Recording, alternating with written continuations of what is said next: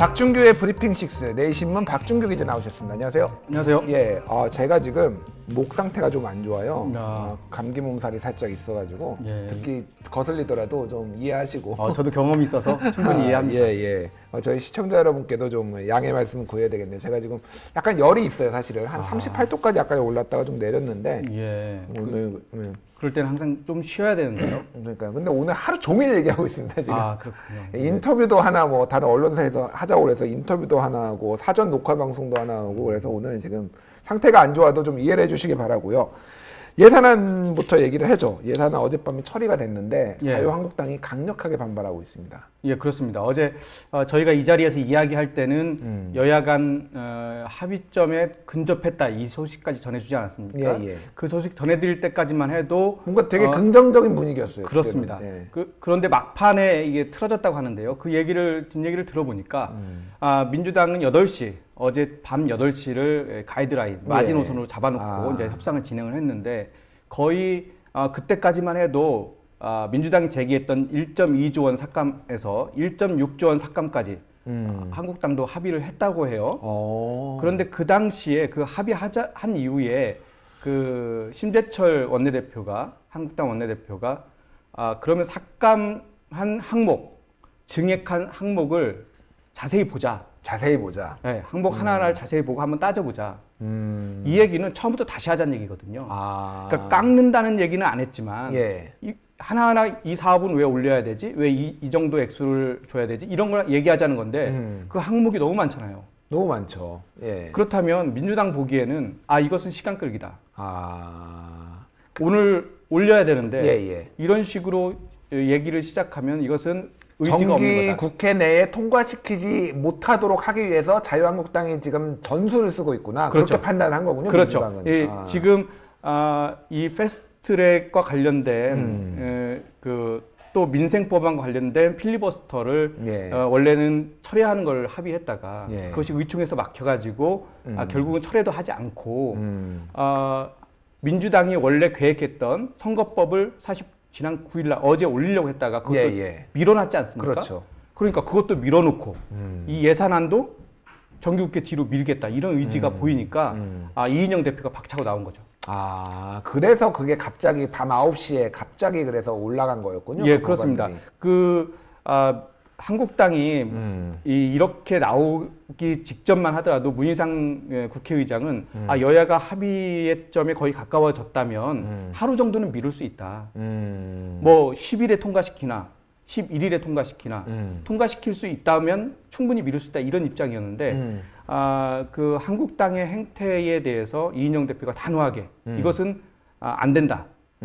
하루 더 미뤄도 안 된다. 이렇게 판단한 거죠.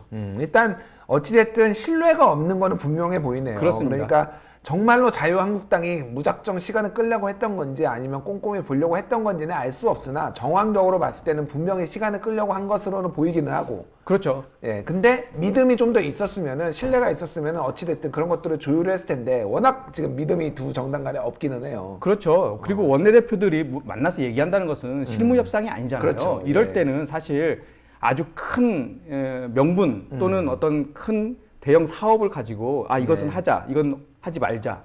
이 정도 합의를 하는 마지막 결판 나는 상황인데 실무자들이 하는 그런 세부적인 항목을 보자고 하니까 이것은 다시 원점에서 재검토하자는 거 아니냐 이렇게 판단한 거죠. 그렇군요. 그래서 어제 이제 그 법안이 올라가서 투표까지 진행이 됐는데 고성들이 많이 나왔습니다. 자유한국당 측에서 고성을 했는데 의외로 또 고성만 있고 몸싸움이나 이런 것들은 전혀 없었어요. 그렇죠. 제가 어제 현장에 있었던 의원들하고 이렇게 얘기를 해보니까 그 당시에 여러분들도 그 화면을 통해서 볼 수 있었겠지만 말씀하신 대로 몸싸움이 전혀 없었고요. 서로 이야기한 게 거기에 이원석 원내수석도 올라가서 심재철 원내대표한테 이런 식으로 하시면은 의사진행 발언 방해가 된다.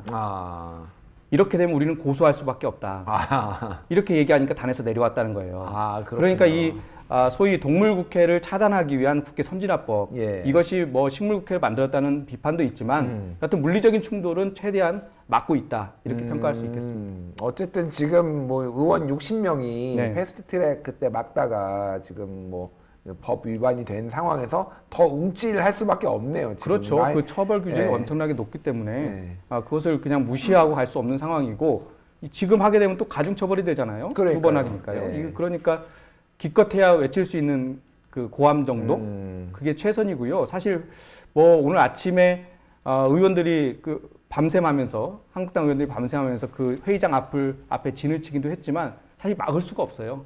들어갈 때 잡기라도 한다면 그것도 또 법 위반이거든요. 아, 그렇군요. 회의장을 못 들어가게 하는 거니까. 굉장히 빡빡하네요, 법원이. 그렇죠. 엄격하네요. 엄격하게 해놨어요. 상당히 그렇군요. 엄격하죠. 그래서 그러니까 이제 그 엄격함을 이제 바꾸자 그런 안까지 김재원 의원이 제기했던 거죠. 제기를 했고, 근데 이 법안을 다들 아시겠지만 주도한 거는 자유한국당이 주도를 했어요. 예, 박근혜 대통령이 대표 시절에 새누리당이었죠, 당시에. 그렇죠. 당시에 아주 주도적으로 그 19대 마지막 그 5월달 총선 끝난 이후에 그 떨어진 의원들까지 다 끌어모아서 통과시킨 거예요. 그 당시에 한마디로 민주당의 발목 잡기 우리가 더 이상 좌시할 수 없다라면서 한 그렇죠. 건데 이게 본인들은 당사자들은 이제 약간 후회할 수도 있을 것 같아요. 예, 그러니까 뭐 본인들이 먼저 바꾸자 이렇게 하는 건데. 알겠습니다.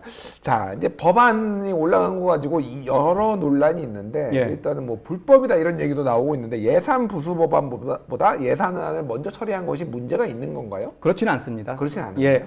이게 순서가 의안 순서가 있긴 한데요. 그 순서를 바꾸는 것은 국회의장이 할 수 있습니다. 아, 근데 관행적으로는 예산안이 먼저 가고 그다음에 부수 법안이 아니 바뀌죠. 아, 부수법안을 먼저 하고 부수법안이 먼저 그러니까 부수법안을 먼저 했다면 한국당은 그런 전략이었습니다. 법안을 올리잖아요. 그러면 이제 거기에 대한 반대 토론을 하는 겁니다. 쭉 하는 거죠. 그 지금 예산 부수법안이 30개가 넘는데 물론 이번에 통과된 것은 4개입니다. 주요 법안들. 그런데 할 때마다 대체 토론 쭉 하는 겁니다. 그런 방식으로 시간을 끌어서 뭔가 이 현재 그 필리버스터와 비슷한 효과를 내겠다. 원래 예산안과 예산 부수 법안은 필리버스터를 못하게 돼 있거든요. 원래 못하게 돼 있죠. 그러니까 그와 비슷한 방법으로 꾀를 냈었는데 그걸 국회의장이 확 바꿔버린 거죠. 아, 그래서 먼저 예산안부터 통과시켜버리니까 예산 부수 법안 가지고 할 이유가 없어진 거예요. 그렇죠. 그래서 뭐 나와가지고 이렇게 말 안 하고 그냥 가만히 서 있기도 하고 막 이러지 않았습니까? 4+1 협의체가 법적 근거가 없는 거라서 불법이다. 이거는 무효다. 뭐 이런 얘기도 나오고 있는데 자유한국당 쪽에서는 뭐 그건 상당히 그 자의적인 판단일 것 같아요. 그러니까 불법이라는 것은 불법이라기보다는 거기에는 이제 합의되지 않은 합의에 참여하지 않은 정당 교섭단체가 있기 때문에 그런데 그것과 관련된 명확하게 그것을 불법이라고 규정할 만한 문구는 전혀 없습니다. 아, 그렇군요. 국회법에서는 논의할 수 있는 것이고 이것이 올라가서 투표를 하는 방식만 기재가 돼 있고요. 만약에 그거에 대해서 불만이 있거나 다른 의견이 있으면 자신들이 수정안을 내면 됩니다. 그래서 다시 표결을 해서 통과되면 그것이 이제 받아들여지는 거죠. 일부 기사들을 보니까 복지 예산을 삭감하고 SOC 예산이 좀 많이 늘어났다. 그래서 지금 자유한국당에서는 세금 도둑이다 이런 얘기를 했는데 사실은 자유한국당이 요구한 지역 예산 같은 것도 상당히 들어간 거잖아요. 그렇죠. 이 민주당이나 4+1에서도 그런 고민을 하지 않았겠습니까? 아, 만약에 우리 것만 다 넣으면 나중에 폭풍이 당연히 올 거다. 그렇다면 한국당 것도 넣어주자 했겠죠. 오히려 한국당을 더 넣으려고 했을 거라는 얘기도 있어요. 그러니까 한국당의 의견은 이 11월까지 여야 협의를 하면서 이미 다 반영이 됐어요. 전달도 됐고요. 이제 그걸 토대로 4+1에서 다 집어 넣었기 때문에 만약에 세금 도둑이라고 계속 이야기한다면 아마 민주당이나 그 다른 야당이 내용을 다 내역에다 까서 공개할 겁니다. 당신들이 요구한 거 이거, 당신들이 쪽지로 보내둔 거 이거 아마 다 까게 되면 그 말을 더 하기 어려울 거요. 그래서 찬찬히 그들의 주장을 보면 황교안 대표는 강하게 얘기하는데 다른 의원들은 상대적으로 좀 약합니다. 그런 측면들을 한번 보시면 또 재밌는 포인트를 발견할 수 있을 겁니다. 오늘 원래 임시국회가 이제 본회의가 열리기로 돼 있었는데 안 열렸어요. 그렇죠. 오늘 이유가 뭐 어떤 이유가 있는 건가요? 오늘 원래 그 선거법을 올리려고 했는데 첫 번째는 어제 그렇게 밀어붙이기로 했는데 오늘 또 하게 되면은 이제 역풍이 올 가능성. 그래서 일정 기간 냉각기를 가질 필요가 있겠다 이렇게 판단한 거고요. 두 번째는 올릴 선거법이 아직 합의가 안 돼 있어요. 아직도 합의가 안 됐나요? 그렇기 때문에 지금 올린다는 게 무의미합니다. 물론 원안을 가지고 올리고 패스트트랙을 할 수가 있지만 그건 진정성이 없는 거죠. 민주당 입장에서도. 이걸 통과시킬 것도 아닌데 그걸 상정한다는 것은 이율 배반적이기 때문에 어쨌든 근데 필리버스터를 들어갈 거 아니에요. 그거에 대해서. 그렇긴 하죠. 그런데 원안을 올린다는 것은 원안에 대한 통과 의지가 있어야 올리는 건데 예. 통과 의지도 없는 상황에서 올린다는 것은 이 뭐 합리적으로 설명하기가 좀 어렵죠. 선거법은 지금 그럼 어떻게 얘기가 되고 있나요?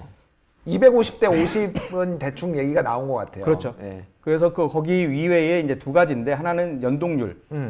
지금까지는 50% 연동률이지 않습니까? 네. 이제 그 부분에 대해서 과도하게 많다. 그래서 민주당 입장에서는 절반만 하자. 50%의 절반이요? 예, 25명에 대해서만 하자. 이렇게 의견을 내놓고 있고요. 또 이 부분에 대해서는 다른 야당은 좀 반대합니다. 특히 정의당 반대하고요. 정의당은 세게 반대할 것 같아요. 정의당 예. 심상정 의원을 만났더니 예. 50% 이하로 얘기하면 박차고 나오라. 이렇게 지시를 했다는 거예요. 그렇군요. 그래서 현재까지는 협상하기가 좀 어려운 상황인데 아마도 제 생각은 한국당을 끌어들이기 위해서 민주당이 그나마 그런 고민을 했을 것이고 민주당 내에서 연동률을 50%까지 하는 것은 너무 과하다. 이런 의견도 제법 있거든요.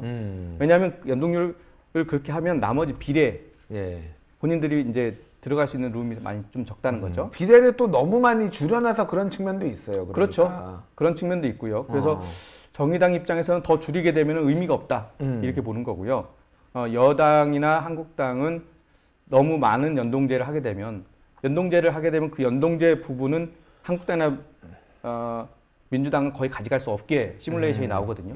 그렇다면 본인들이 데리고 영입해 오면 그 사람들한테 이제 비례를 줘야 되는데 그 룸이 너무 적으면은 영입하는 그 효과가 거의 없다. 이런 그 내부 평가도 있는 거죠. 어려운 문제네요. 매우 어렵습니다. 그러니까 이것을 현재 13일에 일단은 본회의를 열겠다 이런 의지를 보여놨거든요. 예, 예. 그때까지 합의를 해야 그 다음 수순이 진행될 수 있을 텐데 쉽지는 않아 보입니다. 13일이면은 이제 이틀 남은 거죠? 그렇죠. 이번 주 금요일인데요. 예, 예. 그러니까 13일까지 그 전까지 4+1이 일단 합의를 하고 그다음에 한국당에도 일단 제안을 해야 될 겁니다. 예. 모양새는 갖춰야 되니까요. 그러니까 이런 것들이 일정 부분 진행이 돼야 13일에 일단 상정을 할 수 있을 것 같습니다. 그렇군요. 알겠습니다. 자, 그 연동 비율과 석패율에 대해서는 민주당 입장이 지금 연동 비율은 이제 얘기를 했고 석패율에 대해서 부정적이라는 얘기가 있어요. 예, 석패율은 이런 겁니다. 예. 아쉽게 떨어진 사람들에게 그렇죠. 기회를 더 주자 이런 건데요. 예. 그런데 누구부터 주느냐는 순서는 각 당이 정하는 겁니다. 각 당이 그러니까 석패율을 제가 이해하는 예. 바대로 좀 설명을 하자면은 지역구에서 이를테면은 아쉽게 떨어진 2등이 있을 거 아니에요. 그 사람을 비례대표로 다시 한번 지금은 지역구 의원은 지역구 의원대로 비례대표는 비례대표대로 따로 지금 그렇죠. 명단을 만들어서 제출하고 선거를 치르는데 이거를 비례대표가 지역구에서 떨어진 사람도 비례대표로 다시 살릴 수 있는 이 그렇죠. 제도가 석패율 제도인 거죠. 그렇죠. 예. 그러니까 이것은 어떻게 보면은 이 제도의 필요성은 소위 험지에 나가서 열심히 싸운 그 의원들에게 한 번 더 기회를 주자. 뭐 민주당 입장에서는 TK 지역에서 그렇죠. 가서 떨어진 의원들. 예. 그 한국당 입장에서는 호남 지역에서. 예. 그러니까 지금은 누구도 잘 안 가려고 하는 곳이잖아요. 그렇죠. 그러니까 그런 곳에 괜찮은 사람을 보내는 겁니다. 그러면서 지역 구도도 타파하고 예. 새로운 도전도 하게 해주고 이런 취지인데 이게 잘못 활용될 가능성. 예를 들자면 그런 기준이 없다면 그냥 석패율이 아쉬운 사람을 그냥 맨 1번에 올리는 겁니다. 그러면은 대부분 이게 중진한테 갈 가능성이 높다. 그러니까 당내 실세 한마디로 하면 실세들한테 갈 가능성이 높다. 예, 그래서 중진을 위한 혜택이 되지 않느냐 이런 반발이 있는 거고요. 그런 반발을 사실 완전히 무시할 수 없는 그런 부분이 있어요. 그것들을 예전에 비례대표에 나오시는 분들한테 지역구를 나가게 하면서 그분들한테 꼭 당선을 시키려면 그분들 앞에 넣는 방법도 있잖아요. 그렇죠. 이제 그렇게 하면 좋은데 네. 그렇게 할 거냐라는 보장이 없는 거죠. 당에서 알아서 결정하는 거기 때문에. 그렇죠. 그러니까 이 석패율 제도를 잘 활용하면 되게 좋아요. 그러니까 독일 같은 데도 그런 걸 많이 쓰거든요. 일본도 석패율 제도가 있습니다. 그렇죠. 예. 그렇게 해서 뭐 수상이 되기도 해요. 석패율로 떨어진 분이 맞아요. 과감에 나와서. 그런데 그것이 악용될 가능성에 대해서 아직 염려가 있는 거고요. 석패율 제도를 도입하게 되면 그만큼 비례가 줄어듭니다. 자리가. 그럼 이것은 또 이 비례를 또 데리고 와서 또 이 그 새로운 인재를 등용시키는데도 한계가 있다. 이런 비판도 있는 거죠. 일단 13일에 이제 선거법이 그때까지 합의가 되는 거를 이제 가정을 하고 그게 만약에 이제 통과가 올려서 이제 패스트 트랙에 그러니까 필리버스터를 한번 받은 다음에 예. 다시 사흘 뒤에 이제 국회를 열어서 16일, 예. 16일에 이제 할 테고 그 이후에는 그러면 공수처법 그렇습니다. 그 검찰개혁 법안들 그렇죠. 하나씩 올라가야 되는데 그렇죠. 아까 전에 제가 오프닝에서도 말씀드렸지만은 검찰의 로비가 좀 강하게 들어오나 봐요. 실제로 그 예. 검경 수사권과 관련 또 사법개혁안과 관련된 이제 실무진 회의가 있지 않습니까? 예, 여기에서도 검찰과 관련된 그런 검찰 보고서와 관련된 안이 민주당 쪽에서 제기되고 있다. 이런 비판이 있었어요. 오늘 그래서 이해찬 대표가 예. 그거에 대해서 강력하게 좀 경고성 발언도 하기도 했어요. 그렇죠. 만약에 와서 그런 것들을 이야기하는 것 자체가 이 입법권을 침해하는 것이고 정치 개입이다. 네. 그렇기 때문에 그런 얘기를 하는 검찰이 있다면 실명을 공개하겠다. 그런 얘기인데요. 그러니까 검찰이 와서 설명하는 건 좋은데 그것을 로비를 하는 것은 좀 적절치 않다. 지금 상황에서는 특히나. 왜냐하면 그 전에 많은 기회가 있었거든요. 설명할 수 있는 이 장소도 보여줬고 배려했고 충분히 공청회도 했고요. 그럼 충분히 전달된 거거든요. 그런데 이런 상황에서 직접적으로 의원들을 만나가지고 친분 관계를 통해서 어떤 로비를 한다? 적절치 않다는 거죠. 그래서 지난번에 4+1 협의체에서 그 논의가 좀 나오다가 예. 일부 의원들이 반발도 하고 그렇죠. 왜 검찰 얘기를 지금 여기서 그렇죠. 검찰 법안을 가지고 얘기를 하느냐 그래서 반발도 했다라는 게 기사가 나왔더라고요. 그렇군요. 어쨌든 검찰개혁 법안도 그러면 이제 공수처 법안 같은 경우에는 이제 큰 이견이 없는 거고 그 어느 권은희안 쪽에 더 문제가 실려 있나요? 거기에 조금 권은희안 플러스 좀 수정을 하는 그런 방향인데 가장 핵심이 누가 임명하느냐네요. 공수처장을. 아직 그건 확정이 안 됐습니다. 대통령인지 국회인지는 아직 그게 근데 확정이 안 확실하게 됐어요? 대통령의 권한을 줄여야 된다. 이 부분에서는 합의점이 어느 정도 있어요. 합의점이 어느 정도 그러면 있군요. 근데 이게 어차피 이게 독립기구긴 하지만 예. 대통령이 임명권이 있을 수밖에 없잖아요. 행정부 안에 들어 있으니까. 그렇죠. 그런데 그 대통령의 임명권을 국회가 어느 정도까지 견제를 할 수 있겠느냐. 이 강도를 좀 높여야 된다. 그러니까 그렇게 되면 그렇지 않으면은 이제 대통령과 관련된 그런 권력 중심의 어떤 문제에 대해서 적극적으로 수사가 어렵다. 이런 측면이기 때문에 그런 부분들은 충분히 보완될 것이고 민주당도 거기에는 이견이 없어 보입니다. 그렇군요. 근데 이제 인사청문회를 하고 투표까지 해야 된다라는 얘기가 나오는데 예. 그것이 너무 이제 인플레이션이다. 그런 얘기도 나오고 있어요. 왜냐하면은 인준 투표까지 하는 사람은 총리급이거든요. 그렇죠. 근데 공수처장은 총리급은 아니잖아요, 사실은. 그렇죠. 장관급도 아니고 장관급과 비슷하거나 약간 아래 그 정도여야 되는 건데 그러니까 지금 임명 동의를 본회의에서 예. 받는 인물들을 보게 되면 헌법에서 규정한 사람들이에요. 소위 헌법기관들이죠. 예. 감사원장, 대법원장, 예. 말씀하신 총리 예. 이런 분들인데 이렇게 새롭게 올라온 그 행정부의 어떤 수장을 그렇게 한다는 것은 좀 여러 가지 생각할 부분이 있는데 그만큼 독립성을 보장한다는 뜻도 있어요. 지금 감사원장이라든가 검찰 대법원장이라든가 이런 분들을 보면 이 헌법 독립기관이거든요. 예. 그러니까 독립성을 최대한 보장해 주자. 뭐 이런 그런 의미에서는 또 이제 뭐 인준을 할 수도 있겠다라는 게 보는군요. 알겠습니다. 자, 그러면은 대충 뭐 이 정도면은 설명이 저는 이해가 됐는데 혹시 궁금한 거 있으시면은 댓글로 달아주시면 제가 전문가 박준규 기자한테 물어보도록 하고요.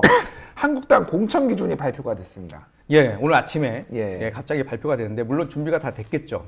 여기서도 네 가지의 기준을 했어요. 하나는 입시, 채용, 그리고 병역, 국적입니다. 예. 국적이 뭘까 저도 생각을 했었는데 이것은 원정 출산과 관련된 원정 출산. 그런 부분이고요. 그 당에 그럼 걸리는 분들이 좀 물명 있지 않나요? 있을 수 있죠. 몇 번 의혹이 있었는데 예. 그런 분들도 아마 다시 한번 자기가 검증을 받아야 될 것 같고요. 가장 큰 관심은 역시 이제 패스트트랙에 올라가 있는 유죄의 가능성이 있는 사람들 이분들에 대한 처분이에요. 그러니까 1심에서 유죄가 나온 사람들한테는 일단 무조건 배제하겠다 이런 것이 들어가 있거든요. 그렇군요. 그러면 패스트트랙 이게 검찰이 예. 언제 수사에 들어가서 그게 언제 1심이 확정되는지가 매우 중요해요. 매우 중요하죠. 그래서 예. 민주당이 계속해서 이렇게 수사에 지지부진한 검찰에 대해서 압박을 하고 있긴 한데 검찰의 의지만 있으면 1심은 나올 수 있다고 하는 거예요. 시간적으로 보면. 시간적으로. 지금 넉 달 이상 남지 않았습니까? 그러니까 이제 이 검찰의 의지가 중요할 텐데 1심에서 어느 정도 수준까지 나오느냐가 이 선거에 상당히 영향을 미칠 수 있다. 그 기준이 500만 원으로 봐야 되는 건가요? 아니면은 그 500만 원으로 500만 원 이하로도 예. 유죄라는 것이 확인만 되면 되는 거죠. 그 자유한국당 기준에 따르면은 그렇죠. 그렇군요.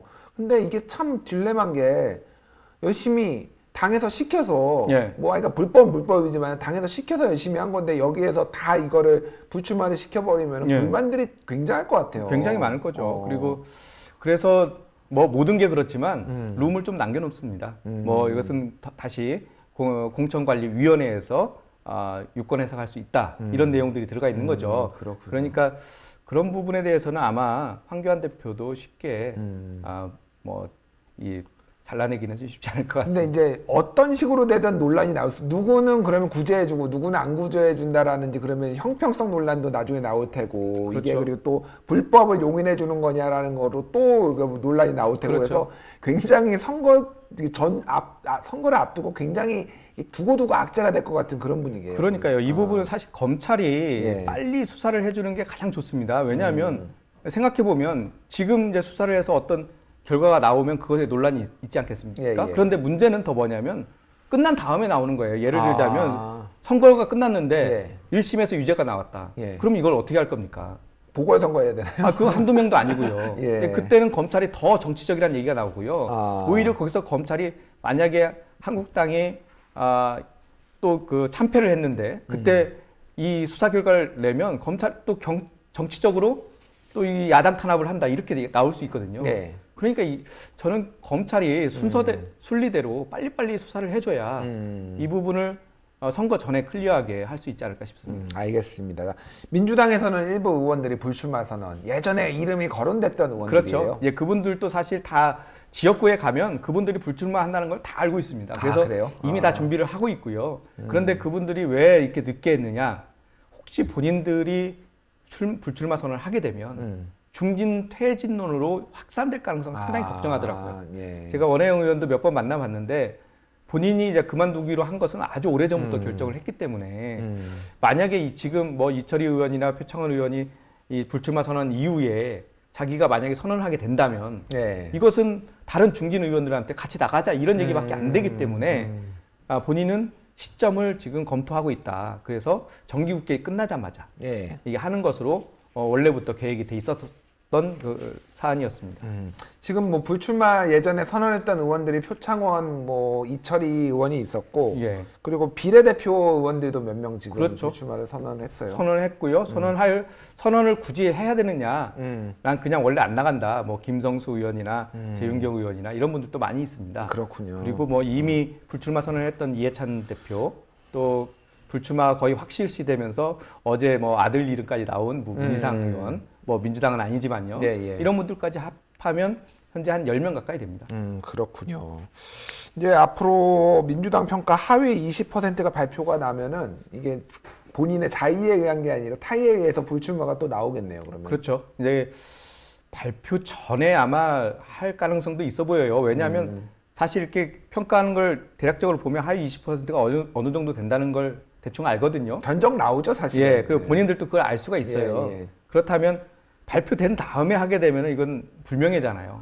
한마디로 쪽 파는 거죠, 그러니까. 그렇죠. 예. 그러니까 이제 그 전에 하게 되면 이 사람은 빠져요, 발표 대상에서. 그러면 사람들은 알겠네요, 그러면은. 대충 짐작을 할 가능성이 그러니까 있겠네요. 빨리 하는 게 좋죠. 오히려 만약에 자기가 속한다면. 예. 그래서 사실 이번에 그 평가에서도 이미 그 불출마 하겠다고 선언한 사람들은 다 빠졌어요. 대상자에서. 알겠습니다. 자, 김진표 의원이 총리 고사했다라고 오는 기사가 나가지고 좀 약간 뭐라고 해야 논란은 아니고 뭐라고 해야 되냐 화제가 됐어요. 화제가 됐죠. 예. 저는 개인적으로 고사라고 생각하지는 않습니다. 그러면 뭐 아니 그 국회 대통령께서 예. 이미 이 검증 단계에 들어가 있는 상황인데 본인이 그걸 드롭한다? 쉽지 않습니다. 일단은 그렇군요. 그렇다면 만약에 그렇다면 다 된 상황에서 드롭을 할 수 있죠. 본인이 당신이 이제는 복수로 올라갑니다. 예. 그렇다면 나는 여러 가지 상황에서 지금 할 수 없습니다. 이렇게 얘기할 수 있을 텐데 이미 본인은 검증 동의안을 냈거든요. 예. 그러면서 검증 단계에 이미 들어가 있는 상황에서 내가 안 하겠습니다라고 얘기하는 것은 이 청와대의 어떤 인사 상황상 그것은 좀 절차상 좀 해석상의 문제가 아닐까 싶습니다. 그렇군요. 그러면 지금 상황은 뭐가 인사 검증 과정에서 뭐가 나왔다라고 해석이 가능할 수도 있겠네요. 그런 설도 있고요. 예. 네, 지금 어떤 이유에서 고사라는 그런 것이 나왔는지는 모르겠으나 일단 청와대에서는 정확하게 확인이 안 해주고 있고요. 예. 그 김진표 의원 측에서 고사를 했다는 얘기를 내놔요. 그렇다면 이것은 좀 의원 측에서 좀 이것을 쉽게 후퇴하기 위한 어떤 전략적인 포석이 아닌가 이렇게 해석이 됩니다. 정세균 총리설 계속 나오고 있어요. 예, 정세균 총리하고도 그 얘기를 가지고 뭐 여러 차례 저도 이야기를 해봤는데요. 예. 하여튼 이겁니다. 그 본인은 제가 본 느낌입니다. 본인은 하고 싶어요. 하고 싶어요. 본인은 의원보다는 행정이 더 맞다고 얘기를 해요. 실제로 이분이 기업에 있었고 예. 기업에 있으면서 뭔가 적극적으로 어떤 정책을 하고 싶어하는 해본 그런 경험들이 있고요. 산업부 장관도 해봤고요. 예. 본인은 산업부 장관 때 상당히 즐거웠다는 거예요. 그러니까 이 행정을 하고 싶은 마음이 있는 거고요. 그렇지만 문제는 이 국회의장을 했다는 거예요. 그렇네요. 예. 국회의장이면 서열로 따지면 2위거든요. 2위. 예, 의전 서열 2위인데 총리는 4위죠? 아니죠. 총리가 6위. 6위인가요? 총리가 예. 6위. 예. 그다음에 본인은 이제 하고 싶더라도 이 입법부의 수장이지 않습니까? 입법부의 수장이 행정부의 수장 대표로 간다. 그것은 좀 맞지 않다 이렇게. 그렇네요. 특히나 추미애 대표가 갔잖아요. 예. 그러면 추미애 대표 가고 정세균 의장 가고 정세균 의장도 예전에 대표했었거든요. 그렇죠. 예. 좀 입법부가 너무 행정부 산하로 가는 거 아니냐 이거 비판이 있습니다. 한국 정치가 이게 독특하게 의원 내각제도 아니면서도 의원 내각제적 성격이 매우 강하게 가미되다 보니까 그렇죠. 이게 이제 이런 문제들이 발생을 하네요. 그러니까. 그렇죠. 애초에 우리나라 그 헌법이 만들어질 때 내각제를 토대로 만들어지지 않았습니까? 예. 그러다가 갑자기 그 이승만 대통령이 난 대통령제를 선호한다 해서 갑자기 바뀌는 바람에 몇 가지가 의원 내각제 내용이 남아 있는데 그 중에 하나가 이 의원 겸직입니다. 의원 겸직. 예. 그렇군요. 그러면 이낙연 총리가 지금 계속할 가능성도 있네요. 저는 있다고 봐요. 왜냐하면 이제 정기국회 끝났기 때문에 예. 이제 본격적으로 선거 체제로 들어갈 겁니다. 예. 이제 민주당이 그렇게 되면 선거 체제로 들어가면서 선거에서 가장 중요한 것은 공천이거든요. 예. 공천의 영향력을 이제 끼칠 수 있는 시점이에요. 근데 이게 뒤로 늦춰질수록 예. 공천의 영향력은 없고 어떤 그 선거에서 얼굴마다만 할 수 있어요. 예. 이낙연 총리가. 예. 그렇다면 이낙연 총리가 굳이 나올 이유는 없는 거죠. 소모되는 느낌이 들 수도 있겠네요. 그렇죠. 본인으로서는. 그래서 예. 본인이 여하튼 쭉 가서 어떤 성과를 내고 총선이 끝난 다음에 예. 그 다음에 어떤 역할로 복귀할 가능성도 있죠. 그렇군요. 알겠습니다. 마지막으로 주한미군기지 반환 계획이 나왔습니다. 예, 오늘 국방부에서 발표한 내용인데요. 예. 지금까지 논란이 됐던 것은 미군 기지 중에서 반환이 예정돼 있는 것들이 많이 있는데 26개나 된다고 합니다. 근데 그 중에서 상당 부분이 폐쇄가 돼 있어요. 예. 근데 왜 폐쇄되어 있냐면 오염이 많이 돼 있기 때문에. 굉장히 예전에 기사가 많이 나왔어요. 그렇죠. 예. 이 오염된 것을 그럼 어떻게 처리할 거냐. 이 문제가 있는 거예요. 돈을 누가 내서 그러면 그렇죠. 이거 오염을 없앨 거냐. 미군이 썼는데 우리가 돈 내서 그것을 해야 되느냐. 근데 미군은 자기들은 다른 데도 여러 군데 미군 기지가 있지만 다른 나라에도 한 번도 자기들이 한 적이 없다. 그리고 그건 국내법과 특히 우리나라하고 맺은 소파에 의하면 그냥 원상 복구가 아니라 그대로 나오는 것이다. 문구가 실제로 그렇게 돼 있더라고요. 그걸 근거로 해서 우리는 이 오염 해체 비용을 우리는 댈 수 없다. 이런 입장을 한 10여 년 동안 계속 고수해 온 거예요. 그런데 그걸 방치해놓고 계속 그런 협상만 하는 게 옳으냐.